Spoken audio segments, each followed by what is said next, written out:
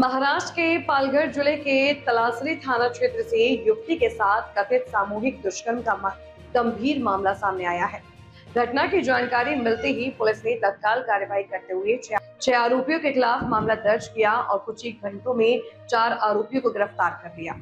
Police के मुताबिक युवती अपनी दोस्त के साथ हाईवे पर मौजूद थी। इसी दौरान 2 बाइक पर सवार 6 लोगों ने कथित तौर पर युवती को जबरन अपने साथ लिया और एक बंद डाक बंगले में ले गए। आरोप है कि वहां युवती के साथ सामूहिक दुष्कर्म किया गया। मामले की सूचना मिलने के बाद तलासरी पुलिस ने कार्रवाई शुरू की। पुलिस ने 4 आरोपियों को गिरफ्तार कर लिया है, जबकि फरार आरोपियों की तलाश के लिए पुलिस की टीमें लगातार दबिश दे रही हैं।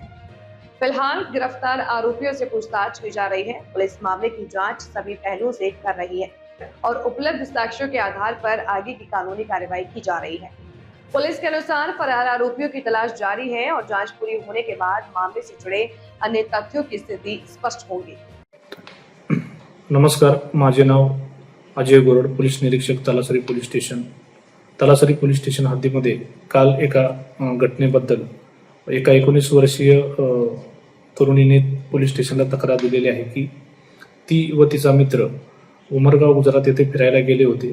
ते फिरून रिटर्न येत असताना तलासरी पोलीस स्टेशन हद्दीमध्ये आमगाव येथे त्यांची दुचाकी स्लिप झाल्याने ते खाली पडले। त्या दरम्यान त्याच्या पाठीमागून एका दुचाकीवर 3 इसम आले होते।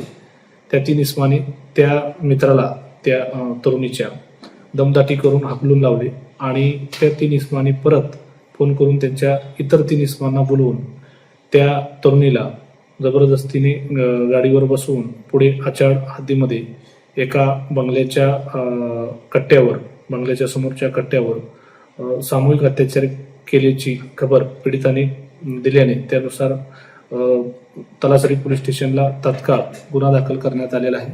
सदरचा गुन्हा हा गुन्हा रजिस्टर नंबर 233/2026 BNS कलम 70(1) प्रमाणे दाखल आहे। सदर गुन्ह्याचे गांभीर्य ओळखून माननीय पोलीस अधीक्षक यतीश देशमुख सर व सर्व वरिष्ठ अधिकाऱ्यांनी घटनास्थळी भेट दिलेली आहे। तपासाची वेगवेगळी पथके रवाना केलेली आहेत। आतापर्यंत सदर गुन्ह्यामध्ये 1 आरोपी अटक केलेला आहे। त्याचबरोबर इतर 3 आरोपींनाही ताब्यात घेण्यात आलेले आहे। इतर 3 आरोपींनीही गुन्ह्याची कबुली दिलेली आहे आणि त्याचा सखोल तपास आम्ही स्वतः अजय गोरड पोलीस निरीक्षक तलासरी करीत आहोत। सदर गुन्ह्यातील पीडित ही यांची आरोग्य तपासणी गुन्ह्याच्या अनुषंगाने झालेली आहे। त्याची तब्येत चांगली आहे, स्थिर आहे। धन्यवाद।